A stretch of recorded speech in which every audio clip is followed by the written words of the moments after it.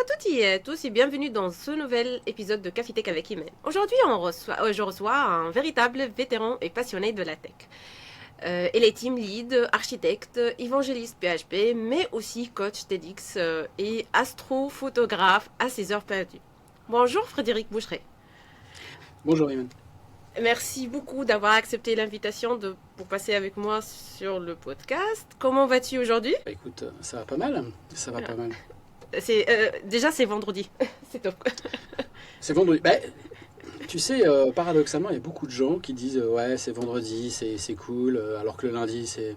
Moi, vendredi, ça veut dire que c'est fin, c'est. Non, j'aime bien mon métier, j'adore ça. Tu es bossé, quoi, je oui. suis content Ah ouais, clairement. Même bosser, non, c'est pas bosser. J'ai l'avantage de faire un métier qui est ma passion. Oui. Donc, non. Dans ta bio, tu dis souvent qu'il ne faut pas te donner la parole, car tu risques de ne pas le rendre. Alors le défi aujourd'hui, ça va être de tout faire rentrer en 35 minutes. On verra. D'accord. J'ai lancé mon chrono du coup. D'accord. Du coup, pour commencer, j'aimerais qu'on remonte le temps très loin en arrière. Tu as plus de 38 ans d'expérience et tu mentionnes avoir commencé le développement en 1983. Raconte-nous comment tu es tombé dans la tech à cette époque. Qu'est-ce qui t'a poussé à écrire tes premières lignes de code? C'est l'époque 83, c'est le début de la micro-informatique, quand on a commencé à sortir les premiers micro-ordinateurs, parce qu'un ordinateur, c'est quelque chose qui prenait une place énorme, hein, ça prenait un bâtiment avant un ordinateur. Et quand on a commencé à développer des solutions à base de petits ordinateurs, de micro-ordinateurs, eh bien, on a pu mettre l'ordinateur dans les foyers. C'est vrai qu'à cette époque-là, c'était pas forcément quelque chose de donné, même si Amstrad n'était pas très cher. Je sais pas. Alors, j'ai jamais eu d'Amstrad, mais voilà, j'ai acheté un micro-ordinateur. À l'époque, c'était un Commodore 64. Et tout de suite, il n'y avait rien. Il n'y avait rien dessus. La seule chose qu'il y avait, c'était Basic Microsoft 1.0. Donc, il n'y avait pas de jeu. Et il y avait une documentation sur le langage basique. Donc la seule chose que j'ai fait, c'est ok, je vais écrire des lignes. 10, print bonjour. Et voilà, c'est nostalgique, reconnaîtront ça. Ouais. Et c'est comme ça que m'est venu le virus, en tout cas, du développement. Et t'as fait des études dans l'informatique ou ça n'existe pas à cette époque ou je sais pas comment dire. À l'époque, donc j'avais 11 ans quand je me suis lancé là-dedans, donc j'ai suivi en tout cas un parcours, en tout cas collège, un peu généraliste.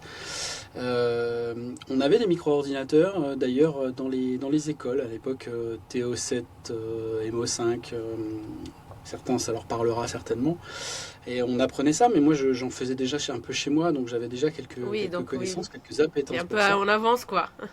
Voilà, mais il n'y avait pas à l'époque, en tout cas, de formation en informatique. On apprenait l'informatique industrielle dans les formations d'ingénieurs, mais il n'y avait pas d'école ou de formation spécifique à l'informatique. Et moi, à l'époque, quand j'ai commencé, j'avais aussi une appétence pour tout ce qui était électronique. Il y avait une très vieille émission qui s'appelait Les Mains Magiciennes, qui permettait de faire des petits bricolages électroniques. C'était assez rigolo et ça m'avait passionné. Et du coup, j'ai fait une seconde technologique et j'ai fait une première et un bac F2. F2, c'était électronique. Donc dans l'électronique, fatalement, on apprend les bases de l'informatique. Je sais qu'à l'époque, je crois que, je sais plus si c'était les premiers Macintosh. Ça s'embrouille un petit peu les dates, hein. Mais on faisait de l'assembleur sur des Macintosh aussi, on faisait des choses comme ça, et c'était assez... je sais pas, ça me plaisait beaucoup, et on faisait de l'informatique en même temps que l'électronique. Moi je suis électronicien de formation, donc j'ai fait après un DUT en génie électrique et informatique industrielle, donc on parlait vraiment à l'époque d'informatique industrielle. Oui. C'est une époque où il n'y avait pas encore Internet, hein. Internet c'est arrivé un peu plus tard. Et derrière, après, j'ai continué, j'ai poursuivi sur une maîtrise de sciences et techniques. Ça s'appelait une MST à l'époque, hein, c'est pas ce que vous croyez. Et sur de l'électronique en 2 ans. Et après, j'ai fait un DEA parce que je voulais faire de la recherche sur de l'imagerie et l'informatique de l'image. Donc il y avait toujours une notion d'informatique, mais ça a toujours été quelque chose en parallèle de l'électronique. Donc j'ai travaillé sur des Ouais. capteurs, j'ai travaillé sur plein de projets très intéressants, mais c'était toujours en lien avec l'électronique, l'automatisme, les robots, ça m'a toujours passionné. Et d'ailleurs, pour l'anecdote, quand j'ai fait un stage c'était en MST, dernière année, j'ai travaillé à Grenoble dans une société qui travaillait sur la tourelle de vision du premier robot qui serait envoyé sur Mars par l'Europe, par l'ESA. Et j'ai commencé à travailler sur la première tourelle de vision. Tourelle de vision qui ne partait pas sur Mars puisque c'était une démonstration, donc c'était pas un truc spatialisé. Mais j'ai pu travailler là-dessus. Donc déjà à l'époque, j'aimais bien l'espace. Et maintenant j'en fais un peu plus. Mais j'ai pu travailler sur ce genre de choses en tout cas à l'époque. C'était drôle. En fait, j'ai pas prévu de poser cette question, mais ça m'arrive à la tête là. Tu as commencé en 83. Comment tu as vécu là le changement de. On parle de BIOS ou des ordinateurs qui prennent tout un bâtiment et aujourd'hui l'IA. Est-ce que c'était normal? Bon, chaque année il y avait quelque chose qui arrive, qui est nouveau. Est-ce que là, lorsque tu vois ton parcours, comment tu as commencé et comment les choses sont évoluées aujourd'hui, est-ce que tu as pensé que ça va arriver jusque-là en 83? Oui, oui, parce que en 83, non, pas forcément. Oui, En mais les années, 83, on bah, imaginait qu'en ouais. 2000, on aurait des voitures volantes. Euh, on a toujours imaginé le futur, on idéalisait le futur. C'est vrai qu'on imaginait les années 2000 avec des gens dans des voitures volantes, et aujourd'hui, on a des gens sur des Mm, trottinettes électriques. ouais. Euh, donc, je ne me suis pas projeté, en tout cas, sur l'évolution de mon métier, etc. Mais par contre, il y a eu beaucoup, beaucoup de choses qui ont évolué dans mon métier. Il y a eu un peu des allers-retours aussi. Les premiers processeurs que l'on avait, donc moi j'ai fait de l'assembleur puisqu'il n'y avait pas forcément beaucoup de solutions. Quand j'ai fait du C, le C++ n'existait pas encore.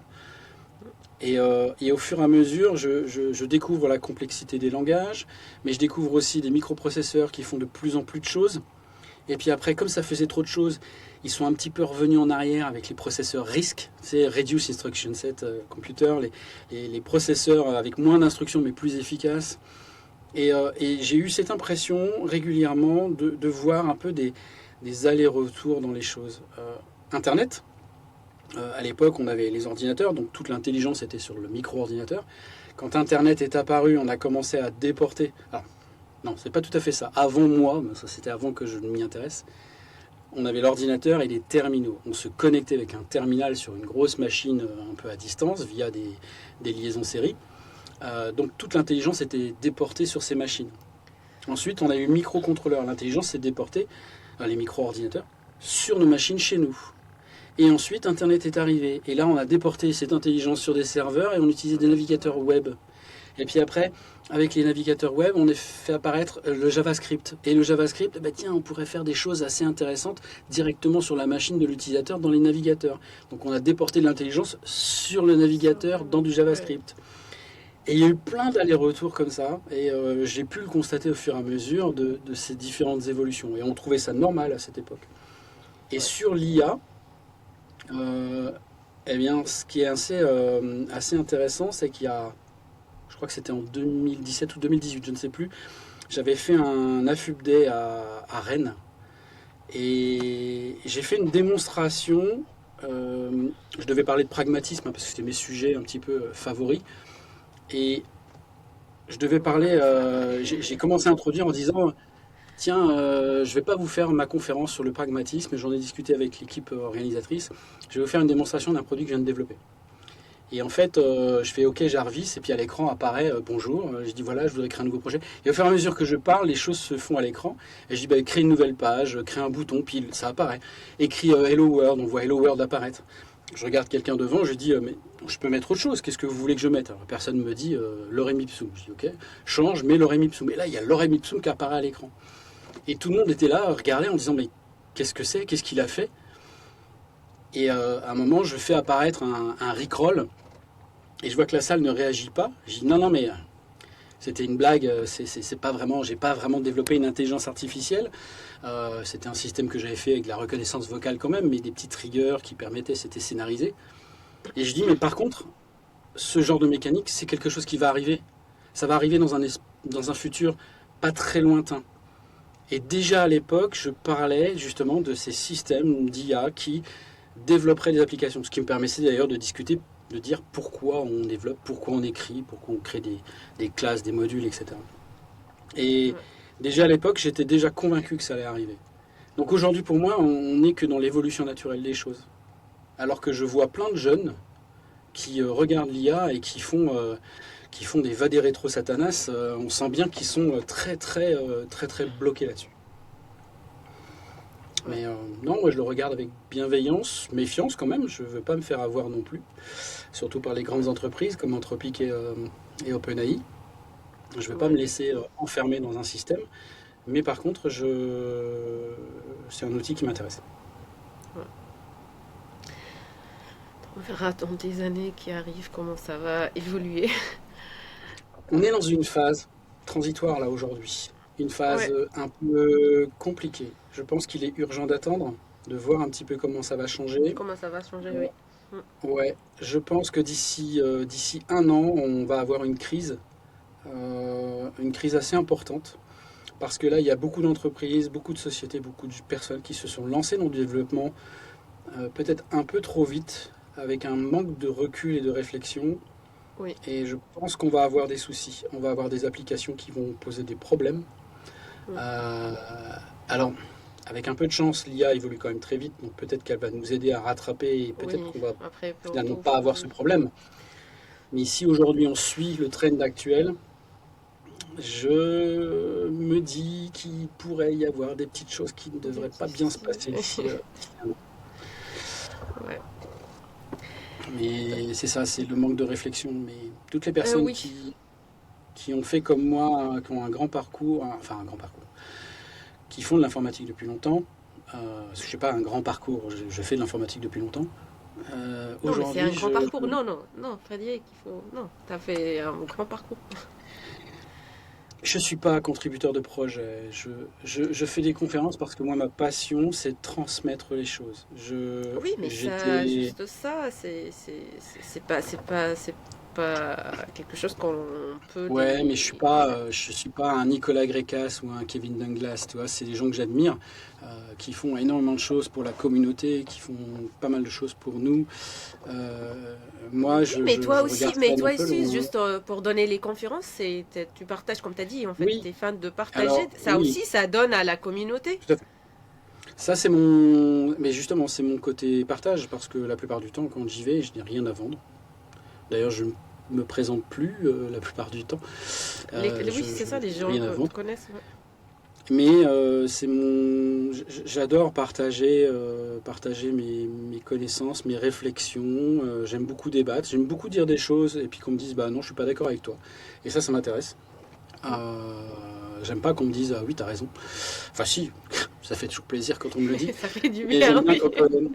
Mais j'aime bien quand il y a derrière une vraie réflexion, un vrai débat. Oui, mais attention, et on a cet échange. Et c'est ça que j'aime. D'ailleurs, je pense que si je suis rentré dans l'informatique, dans le développement, c'est ce besoin insatiable de vouloir résoudre des problèmes. Moi, ce qui m'intéresse, c'est j'ai un problème, comment je peux le résoudre. Après, la finalité, je m'en moque un peu. C'est d'ailleurs pour ça que j'ai plein de side projects, hein, je pense comme beaucoup de développeurs. Tous les développeurs, je pense, ont des side projects. Tu sais, des projets qu'on a commencés et on n'a jamais été jusqu'au bout. Parce qu'on a eu une idée. On a voulu résoudre un truc. Concevoir, moi c'est ça qui me plaît. Concevoir les choses, trouver une solution à un problème. Après il faut régler les petits détails, les petits machins et tout ça.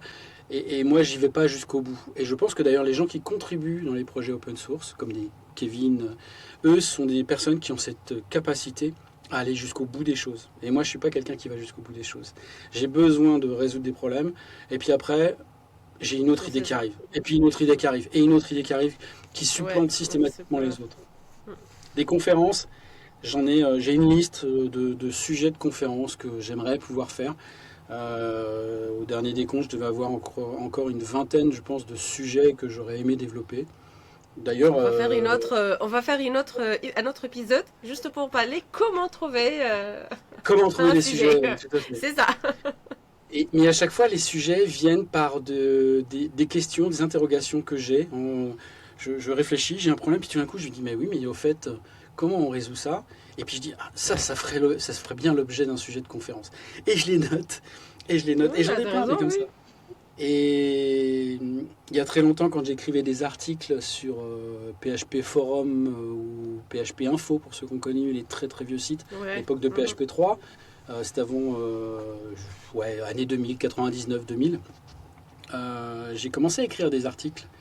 Et tous les articles que j'écrivais, c'était systématiquement des articles qui étaient en lien avec des questions que les gens posaient sur les forums. Et à force de voir les questions revenir, je me dis, mais oui, mais tiens, je pense qu'on a besoin de clarifier ça. Et du coup, je me posais et j'écrivais ça. Et après, les gens, quand ils arrivaient, j'ai ce problème. Je dis, lis l'article.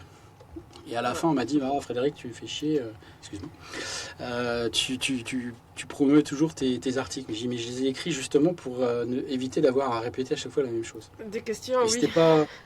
Et pourtant, mon blog, il n'y avait pas de publicité, je n'en vivais pas, je n'avais aucun intérêt. D'ailleurs, aujourd'hui, j'ai un blog, dedans, j'ai même pas mis de système ah zut, je perds mes mots, comme GA, enfin Google Analytics, j'ai pas mis de système d'analytics pour savoir combien de personnes viennent.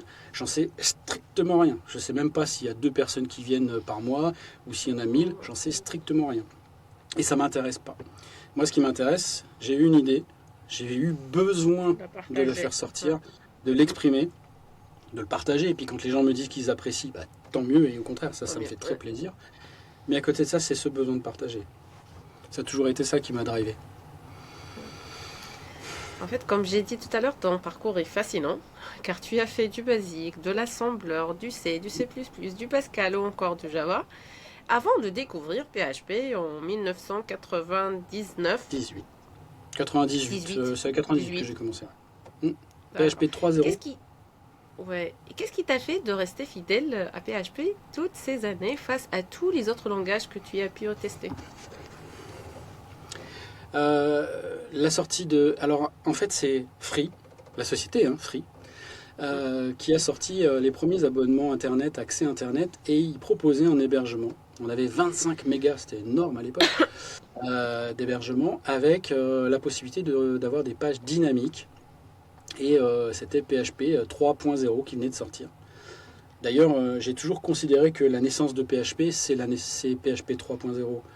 Ce qu'a fait Rasmus, il a allumé l'étincelle, mais le travail qui a été fait par Ziv et Andy, Ziv Zuraski et Andy Goodman sur PHP 3, c'est eux qui ont vraiment lancé le moteur et qui ont vraiment lancé PHP.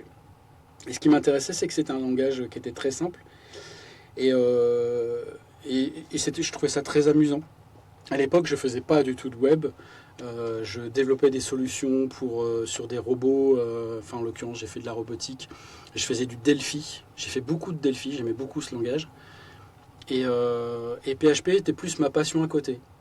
Et puis je participais sur les forums. Puis comme c'était le tout début de PHP, c'était ça aussi. C'était le début de PHP. Donc les gens avaient plein de questions. Et il n'y avait pas de livres, il n'y avait pas d'historique, il n'y avait pas d'articles. Ça n'existait pas, ça venait de sortir. Et donc, on a commencé à créer tous ces trucs-là. On a commencé à mettre ça en place.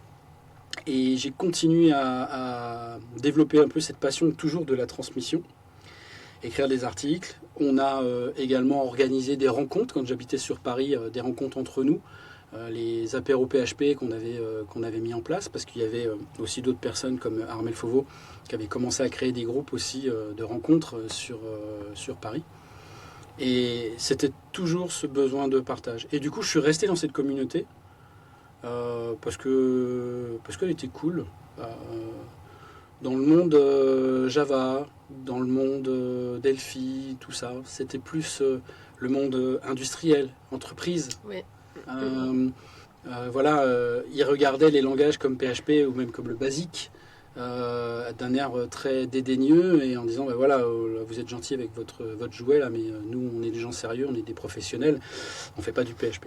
Mais moi je m'amusais beaucoup et donc du coup il y avait une voix, il y avait quelque chose.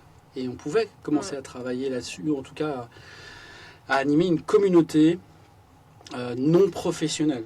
Et c'est vrai que dans les premiers développeurs PHP, il y avait des gens qui n'y connaissaient rien en informatique, mais comme c'était un langage très simple, qu'on pouvait héberger des pages très facilement, à l'époque c'était gratuit, Oui. eh bien tout le monde s'est lancé là-dessus. Et au fur et à mesure, ça s'est développé. C'est mon langage de cœur. Après, c'est vrai que professionnellement, hein, je suis rentré dans les entreprises où on fait du PHP et je ne fais plus que du PHP. Mais pendant très longtemps, il y a peut-être un peu plus de 10 ans maintenant, je faisais plein d'autres langages. Je ne faisais pas que du PHP. PHP, c'était en plus. Non, c'était en plus. Aujourd'hui, je fais que ça. Ouais. Tout à l'heure, Frédéric t'a parlé du développement pragmatique. Et du coup, justement, tu donnes souvent des conférences sur ça. Ta devise, c'était less code, more brain, no ST, no dogma. Donc moins de code, plus de cerveau, pas de précipitation, pas de dogma. Tu peux nous expliquer cette philosophie? Ben, il y a eu justement le développement professionnel, où on créait des choses avec des architectures, une certaine complexité. Moi, j'ai fait de l'urbanisation de systèmes d'information pour Bouygues Télécom. C'était des choses qui étaient très complexes, il y avait beaucoup de choses. Et j'ai toujours aimé la simplicité. Et je trouvais que parfois, on avait besoin de retourner un peu plus de simplicité, un peu plus de pragmatisme, mettre en place des architectures, des frameworks pour faire des petites choses. J'ai toujours trouvé que c'était un peu le marteau pilon pour écraser une mouche. Et je trouvais qu'il était chaque outil a son objectif. Je n'utilise pas PHP pour faire du machine learning, même si j'en ai fait pour m'amuser, mais je n'utiliserai pas PHP pour faire du machine learning. Je n'utiliserai pas PHP pour faire de l'analyse d'image ou je ne sais quoi, ou même développer un BIOS. Par contre, je ne veux pas utiliser Rust pour faire des pages web, même si aujourd'hui on peut en faire, et puis il y a plein de solutions, des frameworks qui se mettent en place, mais je pense que chaque langage est adapté, mieux adapté en tout cas à certains objectifs, et PHP est fait pour ça. Et donc moi, ça a toujours été dans ma philosophie de dire il faut faire simple, il ne faut pas chercher à imaginer l'avenir, parce que déjà, la plupart du temps, on se trompe. Il faut toujours penser à nos voitures volantes et à nos trottinettes. Eh bien, c'est exactement comme ça. Je trouve qu'aujourd'hui, il y a plein de gens qui font du développement informatique et qui imaginent tout de suite l'avenir sous la forme d'une voiture volante. Et moi, je dis, ça ne sert à rien d'imaginer la voiture volante si on n'en a pas les moyens, si on n'en a pas l'utilité. Autant déjà avoir quelque chose qui roule bien avant de réfléchir à quelque chose qui vole. Et c'est exactement ça, rester pragmatique, rester simple. Et je m'aperçois aussi que moins il y a de code, moins on a de problèmes. Finalement, pas de code, pas de bug, voilà. Oui. Et plus de réflexion. C'est important d'avoir plus de réflexion. Est-ce que vraiment j'ai besoin de mettre en place une couche d'abstraction pour quelque chose que je ne vais jamais abstraire, ou je ne vais jamais changer le modèle? C'est comme les bases de données, PDO ou tous les grands frameworks.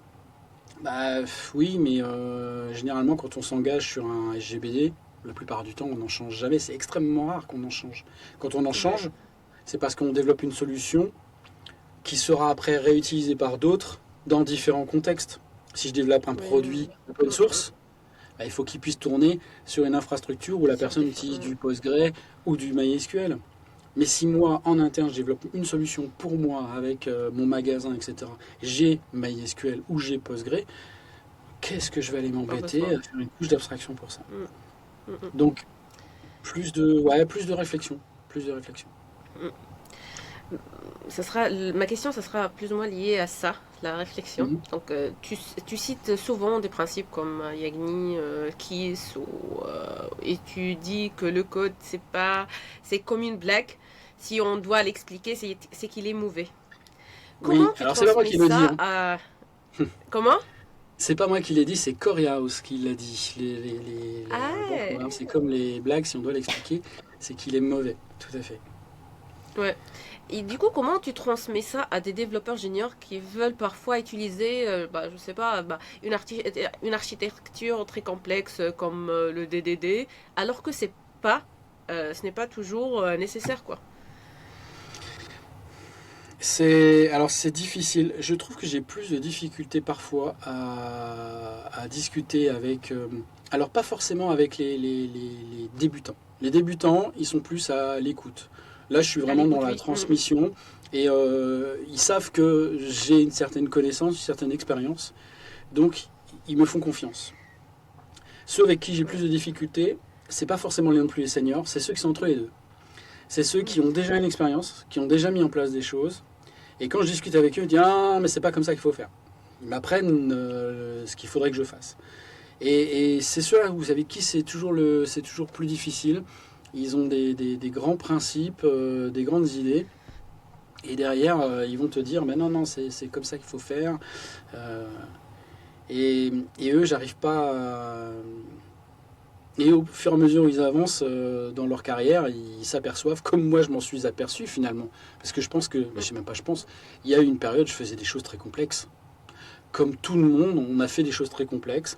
On s'est aperçu au final que, eh bien, on s'est embourbé dedans, que c'était pas forcément une très bonne idée. Ça a été de la pédagogie par l'erreur.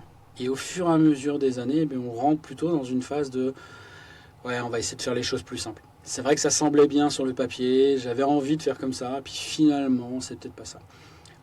J'ai l'impression que ceux qui sont entre les deux, bah, il faut qu'ils se fassent leur expérience, il faut qu'ils fassent des erreurs, qu'ils se cassent la figure, et il n'y a que comme ça qu'ils apprennent. C'est parce que moi, j'arrive pas à communiquer avec eux, j'arrive pas à leur faire comprendre. Je sais pas, c'est comme l'histoire des kilos binaires. Je discutais avec des gens, j'ai connu l'histoire, l'évolution du kilo. Tu sais, le kilo, 1 kilo, c'est 1000 octets. Mais, enfin, un kilo octet, c'est 1000 octets. Mais il y a plein de gens qui vont dire, non, c'est 1024. Oui, enfin, c'est 1024. À une époque, quand on était vieux, on était obligé de faire une simplification, un arrondi, on divisait par 1024 parce que c'était juste un décalage de bits, c'était plus facile à faire. Aujourd'hui, on a des systèmes qui font les divisions très facilement, on peut diviser par 1000. Aujourd'hui, c'est plus un souci. Et on te dit, mais non, non, c'est 1024 parce qu'on est en binaire. Non, l'histoire, quand ça a été créé, quand ça a été fait, c'était parce qu'on avait telle problématique.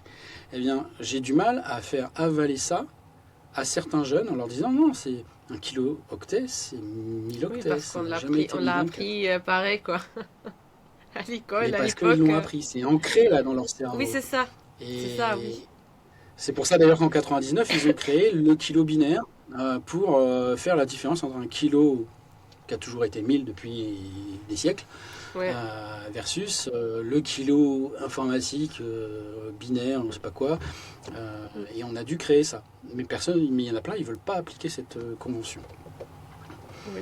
Bref, ce que je veux dire, c'est ça, c'est que transmettre les bonnes pratiques, la simplicité, finalement, faire simple nécessite de l'expérience, je crois.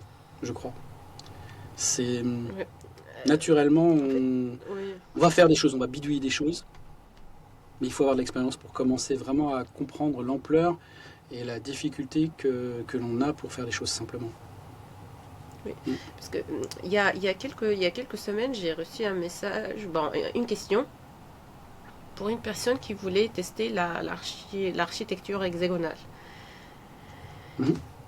Alors que vraiment, il n'y avait pas de contexte, un vrai contexte derrière. Juste, il voulait, en fait, il n'y a pas un grand, je sais pas, un grand projet ou un contexte derrière. Juste, il voulait utiliser ça. Et lorsque j'ai dit, en fait, il faut penser avant, est-ce qu'il y avait une nécessité pour utiliser une telle architecture avant de te lancer, elle n'était pas très convaincue. Est-ce que tu peux le convaincre, Frédéric? Est-ce que comme ça, en fait, aujourd'hui, je voulais faire, je sais pas, un side project, mais j'ai Mhm. pas vraiment de contexte. Est-ce que ça sera intéressant d'utiliser l'architecture hexagonale? Ou bien je suis sur un projet, c'est pas un grand projet, je suis avec une équipe où on développe un petit projet. Est-ce que ça sera intéressant de faire une architecture hexagonale ou non? La réponse est difficile parce que un petit projet va-t-il rester toujours petit? C'est ça aussi qu'il faut se dire. Mais c'est encore une fois, est-ce qu'on connaît l'avenir? Si c'est un side project, franchement, moi j'ai deux aspects. Je vais leur dire non, mais t'en kikine pas, hein, fais ça plus simplement, ne te lance pas dans ce genre de choses. Si c'est une personne qui fait un side project, mais en plus il a une vie professionnelle, il va devoir intervenir sur des projets, c'est peut-être aussi une opportunité pour apprendre aussi comment ça fonctionne. C'est une forme d'exemple. Même si ça n'a pas d'intérêt sur un petit projet, ça peut être une forme d'apprentissage. Un side project, c'est important, un side project. Je pense que les side projects, moi, c'est comme ça que j'apprends des choses, en testant des choses, en faisant des trucs. Peut-être que faire de l'hexagonal, ça peut avoir un intérêt sur un side project uniquement dans un but pédagogique. Si c'est juste pour faire quelque chose parce qu'on a un besoin, non. Moi, je pense que ça n'a pas forcément d'intérêt. Un logiciel, tous les développements que l'on peut faire, ils ont une durée de vie. Moi je l'estime, hein, c'est uniquement mon expérience, mais la plupart du temps, la durée de vie en bonne santé d'un logiciel, c'est 3 ans. Au bout de 3 ans, le logiciel va commencer à présenter des difficultés d'évolution. C'est-à-dire que l'énergie qu'on va devoir mettre dedans pour le faire évoluer va devenir tellement lourd qu'on a besoin de tout effacer et de recommencer d'une page blanche. Quand on ressent le besoin de tout effacer et de repartir sur une page blanche, on a atteint l'espérance de vie en bonne santé du logiciel. Et généralement, c'est en moyenne à peu près 3 ans. Certains, c'est 2 ans, d'autres, c'est 10 ans. Hein. Ouais, ça il y a des projets qui sont bien plus longs que ça, bien évidemment, qui ont peut-être été bien pensés et du coup ont moins de difficultés. Il y a un entre-deux, mais en tout cas, c'est ça. Un side project, il n'a pas vocation à fonctionner 50 ans. Et avoir une architecture complexe pour rien, c'est peut-être pas forcément nécessaire. Ouais. C'est ça que je me dis. Mais encore une fois, c'est ce que j'ai dit finalement. Il faut, si t'as pas une nécessité pour utiliser une telle architecture, t'as pas besoin en fait finalement de complexifier ta vie juste pour tester. Ok, je suis pour, mais juste pour faire le projet, non, c'est pas intéressant. Et c'est en extreme programming, je me suis intéressé à l'extreme programming dans les années 2000, au tout début, hein, en 2000, je crois que c'était l'extreme programming France, ça devait être 2000. On parlait de simplicité. Et faire les choses simples, ça ne veut pas dire faire les choses de façon simpliste. Il y a vraiment une différence entre les choses. Faire simple, c'est pas faire n'importe quoi. Et ça, faire simple, bien, c'est pas facile non plus. C'est voilà, pas confondre simple et simpliste. Encore une fois, c'est l'expérience. Ah oui, ça, on va, oui, on peut l'avoir après quelques années. Du coup, là, sur les réseaux, tu es connu pour tes fameux quiz PHP. Déjà, j'étais à la FIB Day et j'ai vu le quiz. En fait, j'ai kiffé. C'était un talk hors de commun. C'était interactif, donc avec des pièges. Parfois, on ne voit pas le point virgule. Parfois, c'était intéressant. Du coup, d'où te vient cette passion pour les failles et les subtilités vraiment de PHP? Bon, je pense parce que tu as commencé très tôt avec PHP. Ouais. Et c'est ça qui est fou, c'est que aujourd'hui, même si je fais du PHP depuis très longtemps, je le pratique tous les jours, j'ai parfois des doutes. Et quand j'écris des choses, je fais « Ah mais au fait... Et là derrière, et c'est ce que j'ai commencé à faire, ça commence à faire quelques années déjà maintenant, où c'était sur Twitter, je disais ben voilà, si vous êtes dans cette situation, à votre avis, qu'est-ce que ça va être? Et j'ai commencé à faire mais à chaque fois ça a été sur des problématiques que je rencontrais, ou des choses que je voyais aussi, des anomalies que je voyais dans du code quand je faisais mes reviews. Et derrière, et aussi à la lecture des RFC parfois. En lisant des RFC, je vois, ah oui tiens, il y a ce truc-là dans le langage. Oui c'est vrai, on peut avoir tel problème. Et du coup, ça m'évoque des questions. Et derrière, la subtilité aussi de mes quiz ne sont pas seulement dans la difficulté de la réponse, en tout cas la question qui est posée, mais aussi le fait que les réponses que je propose sont presque pas toutes possibles, mais... Et c'est là aussi la difficulté de mes quiz. C'est pas juste la question, c'est les réponses proposées. Quand tu vois une réponse, il y en a une, 2 plus 2 égale combien? Si je mets 4 et je mets belette, bien évidemment, on va pas trop se poser de questions. Par contre, quand on met 5, bon, on connaît la réponse, c'est pas un souci là-dessus. Mais sur des trucs un peu plus compliqués, on dit ah oui, c'est peut-être une erreur, mais peut-être pas. Et c'est par l'ajout des réponses possibles que je crée cette difficulté. Mes quiz sont difficiles parce que la plupart du temps, les réponses qui sont proposées, eh bien, elles sont probables. Oui, ça se ressemble. Donc, est-ce que c'est la première, la deuxième? Alors là, sur la FUBD, les gens répondaient simplement à la question, mais il n'y avait pas de challenge entre les personnes. J'en avais fait un il y a quelques années, ça devait être en 2019 au forum, où j'avais fait une conférence comme ça, mais là, pour le coup, c'était une vraie application parce que j'utilisais l'application Klaxoon. Je travaillais chez Klaxoon à l'époque. Et là, il y avait donc les gens, en fonction du temps, de la vitesse de réponse, etc., il y avait des scores, etc. Et les gens pouvaient passer premier, deuxième. Là, il n'y avait pas, tu répondais pas ou tu répondais, c'était pas un souci. Et sur le forum de l'année dernière, on a été sponsor de l'événement. Et sur mon stand, j'avais développé une application où, un peu comme dans les quiz rooms, c'était 6 personnes et les gens devaient... donc là, ils gagnaient des points, mais il y avait certains trucs, on pouvait piquer des points à un autre. Enfin, il y avait toute une mécanique, c'était très ludique. Et justement, là, il y avait... et j'en ai fait plein et je sais que les gens aiment bien. À chaque fois, ça marche toujours super bien. Ça avait fait pas mal d'animations sur notre stand, donc voilà, on n'avait rien à vendre. On était là pour soutenir la communauté. Et je sais qu'à chaque fois, ça marche toujours bien. Et là, c'est Thomas Dutrion qui m'avait contacté en me disant pour la FUBD, tu veux pas venir nous faire un petit peu un quiz et tout ça. Donc c'est comme ça aussi que c'est venu c'était la intéressant. proposition. Ouais. En fait, j'ai vu que tu parles aussi beaucoup du fait que PHP est capable de faire de l'asynchrone. Là, on est en train de parler un peu des trucs bizarres de PHP. C'est un sujet qui surprend encore beaucoup de devs. C'est vraiment viable en production aujourd'hui ou juste pour tester, quoi? Oui et non. C'est ce que j'ai dit dans un meet-up.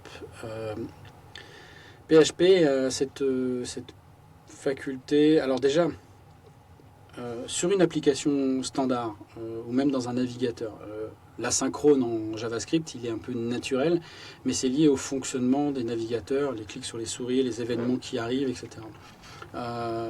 Sur un serveur web, on a une requête, on va formuler une réponse et ensuite on va envoyer ça à l'utilisateur.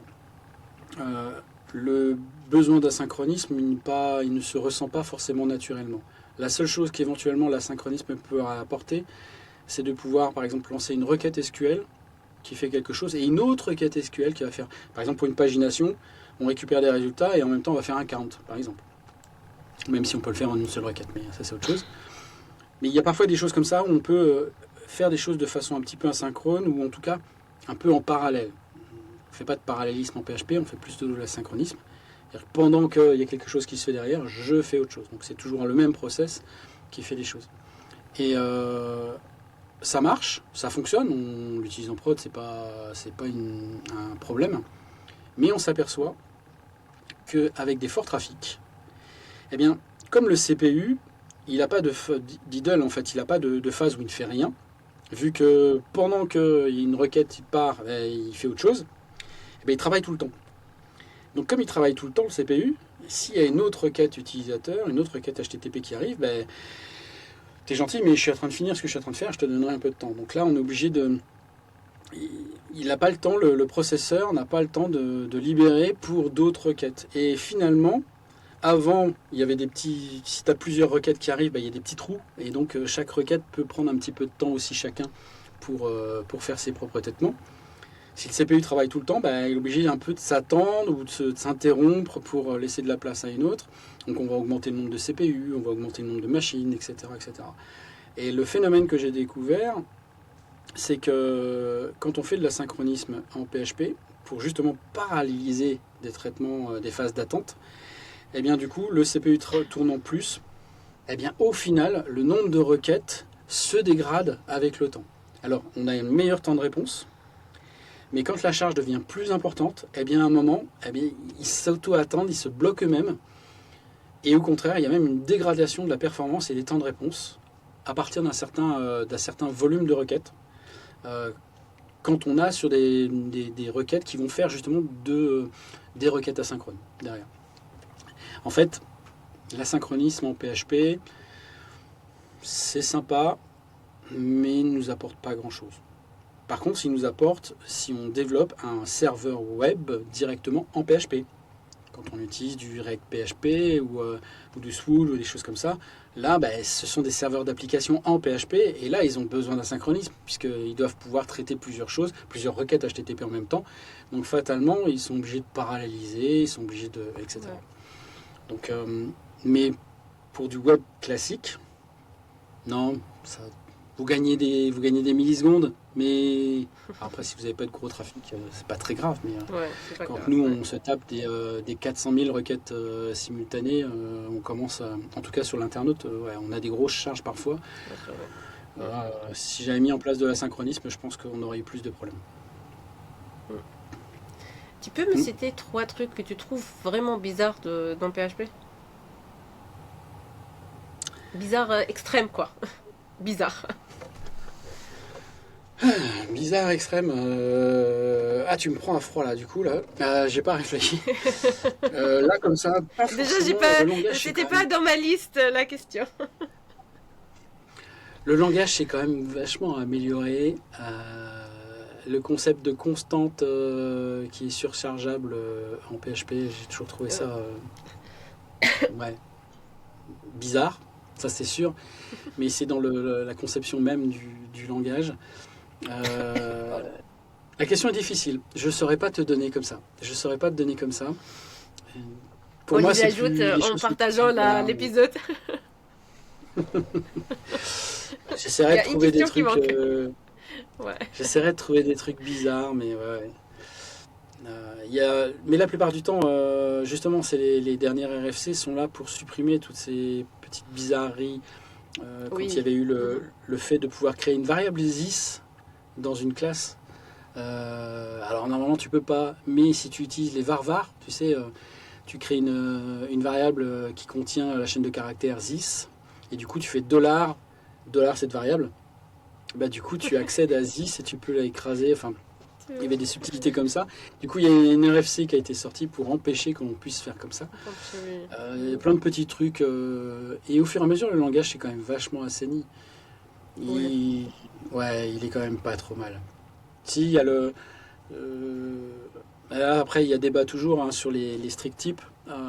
Aujourd'hui, si vous mettez déclare strict type pour que tout ce qui est dans votre page... Alors déjà, c'est ça qui est un peu bizarre. Le fait que le strict type s'applique uniquement à la page elle-même, pas... bref. Le strict type, par exemple, n'est pas appliqué quand on utilise des fonctions telles que arraymap ou arraywalk. Si vous faites un arraymap sur un tableau de chaîne de caractères, par exemple, et que vous déclarez une clausure, et à l'intérieur, cette clausure, elle prend le type int, eh bien, vous n'aurez pas d'erreur. Et du coup, il va caster les chaînes de caractères en int, parce que les fonctions internes de PHP ne respectent pas le strict type. Donc là, oui, ça peut surprendre pour le coup. Mais je me suis fait avoir. Et je crois que j'en ai parlé d'ailleurs. Ok, du coup, honnêtement, merci beaucoup Frédéric. On arrive à la partie où le quiz rapide de Cafitech. Donc, je vais te poser des questions, mais tu vas répondre rapidement. Oh, donc, un seul conseil pour un dev qui veut faire son premier talk technique.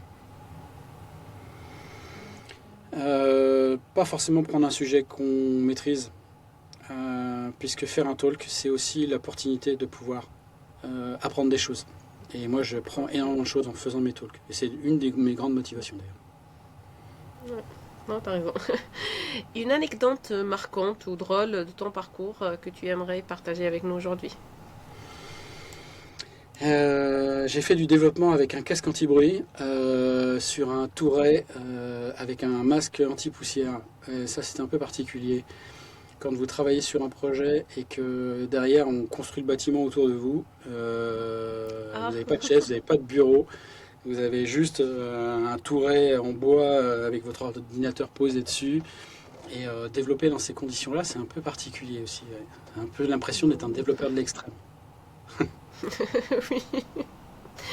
La pire erreur que tu vois en revue de code?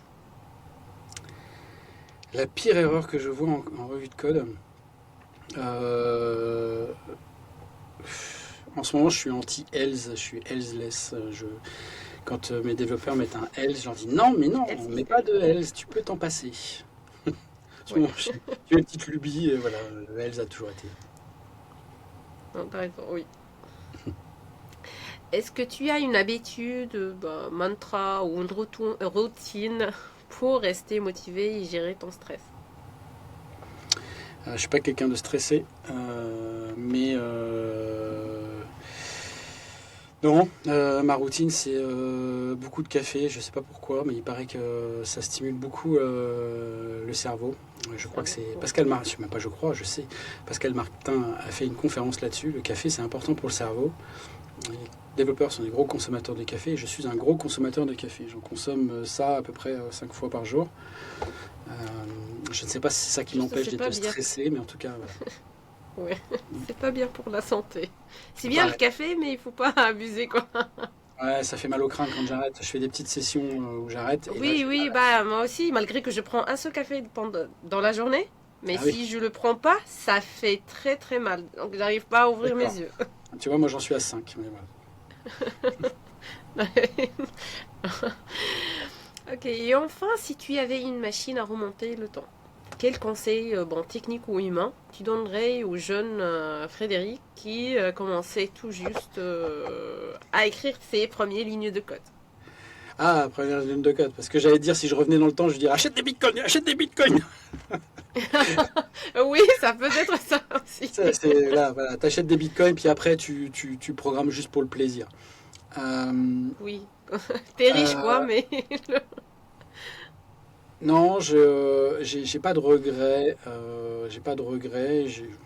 Ça s'est pas bien passé dans une entreprise, mais globalement, j'ai toujours été passionné. Aujourd'hui, j'ai pas l'impression.